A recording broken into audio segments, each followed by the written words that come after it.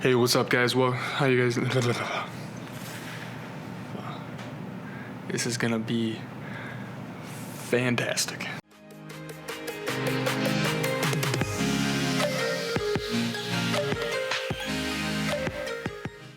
Hey, what's up, guys? How you guys doing today? Today we're gonna learn something about photography or about editing your pictures. Most everybody, including Apple these days, I mean the new updates on here with photography and their editing software just through photos has actually had some really good improvements. So today we're gonna learn the basics panel. I'm gonna use Lightroom, but any editing software that you use usually has some sort of basics corrections, some sort of basics panel that you can go off of and you can learn from. So today we're gonna hop into the screen and I'm gonna show you, just gonna run through the basics panel. Not gonna be very long. So yeah, let's go ahead and hop into the screen and we'll get started. All right, so now that we're in the screen here, this picture is already edited. Not much to do with this. It's edited pretty much the way I like it. So today, like I mentioned, we're going over the basics panel. So that is just going to be this panel right here. There's not much to do with it. As you can see, there's a whole lot more that we can mess with, but that's going to be at a later date. So for now, this picture's already done. Let me go ahead and choose one that I want to edit. So I wouldn't have used a photo like this just because her face is kind of cropped out here by the toolbox. That's what that is. So yeah, not something I would use here, although that face is absolutely adorable. But let's go ahead and let's get started. So first off, we're just gonna go top to bottom here. So your treatment of the photo is either gonna be in color or you can click black and white, and that kind of changes, it changes more so down here than it does here, but notice I don't have any vibrance or saturation options because I'm in black and white. You don't really need that. It's just the luminance of those colors that are non-existent anymore, but we're gonna go with color just because that's the most that everybody's gonna use. The next is this profile here. So it's just a color profile. Honestly, Adobe Color is gonna do you very well. You don't really need much else out of this unless you're wanting to play around. You got monochrome here. That one, once again, is going to be just your black and white, so that automatically changes it. So but other than that, landscape just kind of, it does some basic corrections for you. Kind of, what you're looking for, what kind of stuff you should be going off of. But just your basic stuff is going to be Adobe Color. It's just going to be what came right out of the camera. So moving on, then we got white balance. So white balance usually left as shot unless you're wanting to change that, and you'll see in a minute you can change it a couple different ways. So as shot, it's gonna do me just about what I want here, but if I click auto, it looks like it made it a little bit warmer because it was an overcast day, so the white balance was a little bit cooler right out of the camera. But then you just have a couple other options here. So see, it was cloudy out. It's probably gonna make it very close to the original. Yep, there it goes. So then if I go back to original, or as shot, it's not going to change because that's the same white balance that my camera was using at that time.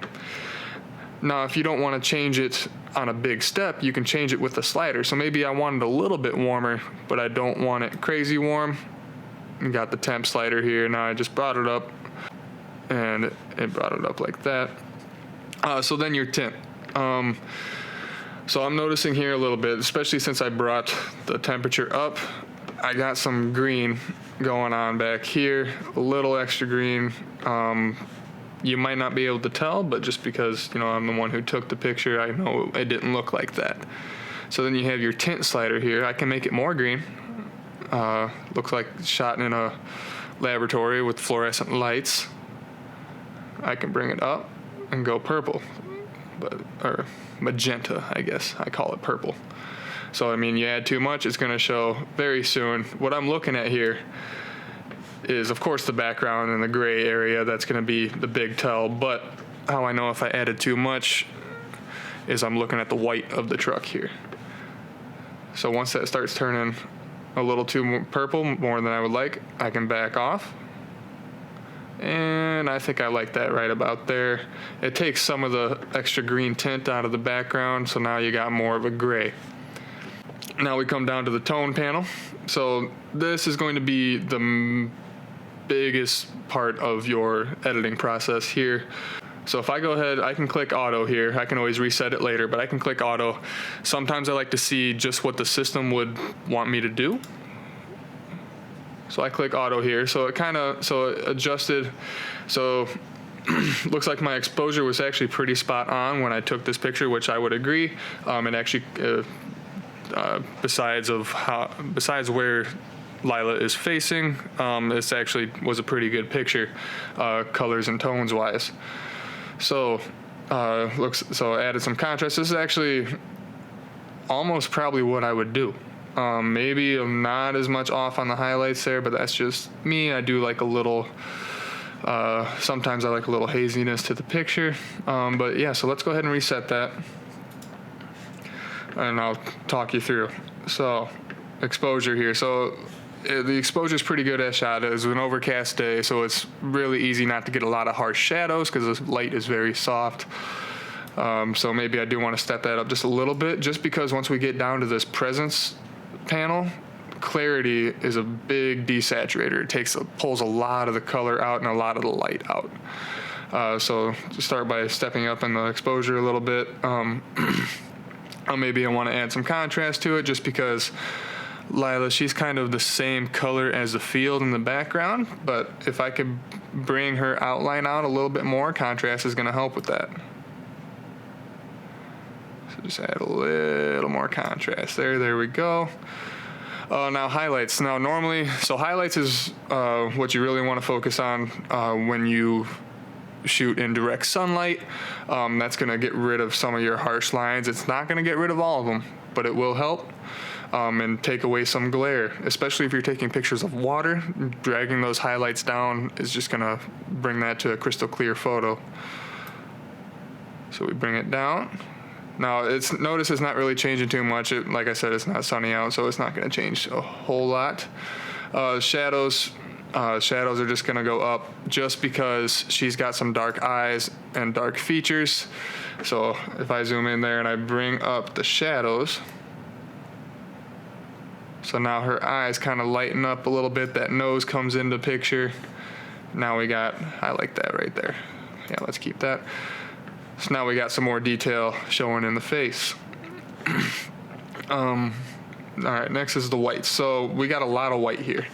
The sky is actually going to change with the whites, even though it's kind of a blue-gray color.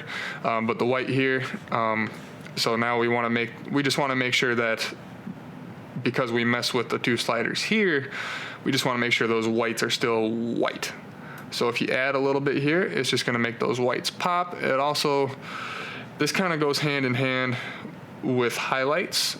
So you can bring the highlights down, but then bring the whites up a little bit. It's still going to keep just that rich white color, or white shade, without blowing it out, which is what the highlights do. So if I actually, negative 47, remember to come to that. So if I bring these highlights way up, now notice the lines down here on the truck, they're faded a little bit. They're kind of blown out. Now if this was a sunny picture, it would be blown out of the water. You probably wouldn't even be able to see her face here, because this is facing north, so the sun would have been over this way out of the picture. But all right, so let's bring that back down to where I want it. And, oh, too far. Yeah, good enough. Okay. So we just talked about whites. So now to the blacks. Blacks, you're not really gonna wanna mess around with too much. I know, and we'll get to this in a little bit, but the new software for Apple's photo editing, that they call it black point. And if you just play with that slider, you'll see it just kind of goes back and forth. So the blacks, like if you notice, it's not really making too much of a difference. If I wanted to show, say she was a darker shade, say her whole color was more of this darker color up here, like her nose. Bringing those blacks up, let me zoom in again so we can see it better. if we bring those blacks up, it's kind of like lifting the shadows, but it's just but you can make those blacks really harsh. You bring that down, but now I start to lose detail again, like I talked about with shadows. Her eyes go black, the snout goes black, the mouth. So I want to bring some of those details back.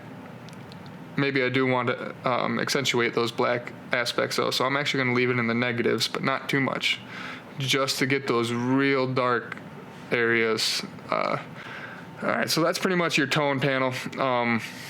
Now, after looking at this one, you come back, oh wow, this one actually looks pretty yellow. You can change that. So if you've already edited, you go to you have another picture that you've already edited, you kind of like that style. Now granted, this has a lot of stuff to do, like in the HSL color tab, not a whole bunch in the split toning, but mostly in the color here, as well as sharpening and the noise reduction, blah, blah, blah, all the way down. But just sticking within the basics panel, you can come back to our photo. So now we see, oh, okay, maybe a little too much yellow in there. So what we can do here, sticking in the basics, we can bring the temperature back down. Okay, so now that looks a little bit better. It's less yellow. I think I'm going to leave the tint balance right where it's at, just so it doesn't get too green and fluorescent like in the background here. So anyway, let's continue on. Let's go to the presence tab here. So we got texture, clarity, dehaze. These are going to be really quick. Texture, so we got a lot of texture in the bed rail here. You got a lot of texture behind us and in the diamond plate. So we can take advantage of that. Let's crank that up a little bit. It doesn't change too much. Just, highlights the outlines of it, really hits the lines. It looks like it actually brings out some of the marks in the bed of the truck too. So let's actually bring that down a few steps. We still want some texture, but we don't want to show too much. Yeah, I like that better. Clarity is really going to be where it's at if you're looking to pull out details. But like I said earlier, it's going to bring down that exposure and it's going to pull some color out of it as well. So let's crank that up. Yeah, so you see the color dip out a little bit, but you also see a bunch of details coming in. So I'm actually going to go to the extremes here, go up like this. And she almost looks sick now, but if I zoom in, let me zoom in and then, yeah. So now you can see it even breaks down. You can almost see individual hairs if you look right. I never go that extreme with my clarity. Probably right about where I was, around 25-ish. Yeah, I like that. Now dehaze. So if you're taking some cloudy photos, dehaze is going to help you bring out some more detail. So you can dehaze it. Now you get some extra, the richness of the color comes back. There's less of a fog over, especially if you shoot raw photos. It's taking in so much detail and so much information in the one shot that sometimes it kind of flattens out a little bit just to save space. So we bring up the dehaze a little bit. Now that also brings those blacks down because there's less of a film over it. So I'm actually going to go back up to the blacks. I'm probably going to actually just bring it up just a little bit. Yeah, there we go. So now we just got some more of the detail back in her face. All right, so that's those three. Now you got vibrance and saturation. And you see these don't look like your normal sliders like we've been looking at. They have a color gradient to it. So these are obviously going to do with color. So vibrance. Vibrance is what you're going to want to use when you're focusing heavily on portraits. Saturation is just going to blow out those colors a little too much. Now granted, this is a portrait of a dog, but even so, if I crank up that saturation, her face just goes yellow. A portrait is a portrait. Doesn't matter the subject, but that's just way too much yellow. I'm going to double click that, bring that back down. Now vibrance is probably where I'm going to focus more on here. So I can bring up that vibrance. And now that's just going to it brightens everything up a little bit, makes those colors pop. And we got that contrast going here. So we got the gray behind her and then her nose is black. So actually she pops out of that same color background fairly well. So had her head not been blocked by the toolbox here, I probably would have used this photo. Yeah, and then saturation, so maybe I like the vibrance, but then I can kind of back off a little bit here, still keep the brightness of things, but I can just pull a little bit of that excess color out if I wanted to. So yeah, so that's a good example there. I think that's all I'm gonna do with that. I like the way this turned out. Let me just put a quick crop on it just so we can zoom in and we can see what she's looking like. I always go 4x5 because that's what Instagram takes. That's the biggest crop that they will allow. Let me see, at least for vertical portraits. So I'm gonna hit enter on that. And let's go, if you hit L, in Lightroom, if you hit L, it's gonna take you into kind of a frame where it blacks out the background. And then you can get a good look at your colors. So here we are here. This is the final product for today. Colors are well balanced again. So actually, let's come back in. And if you notice down here, I can hit Y, and that's going to bring the original side by side. So if you notice, original kind of soft, a little dull. We kind of accentuated some of those colors, brought out some detail. That's pretty much what you're looking for when you're editing in the basics panel, is bring out that detail, especially if you're shooting raw.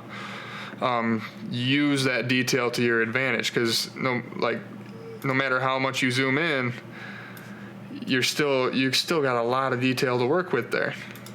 And now this was a big landscape photo, and now we've cropped it in like crazy, and it still looks good. Like, I believe even this one here was a landscape, and I cropped it. Let's get out of that dual view. If I hit the crop here, yeah, I cropped pretty far in on this one as well. Still looks just fine. So there you have it. That's your basics panel. Go ahead and use this. You can use it on your phone. I know even Adobe, they have Lightroom mobile. I use that all the time for all my photos. And I've actually been using Apple's editing software for editing a lot. It actually does very well. I mean, you're just taking JPEGs with your phone anyway. So it does the job it's supposed to do. But yeah, and if you have any editing software on your computer, pretty much everything is going to have a basics panel. And definitely take advantage of it. That's going to be your biggest thing, editing photos. But anyway, I hope you guys like this video.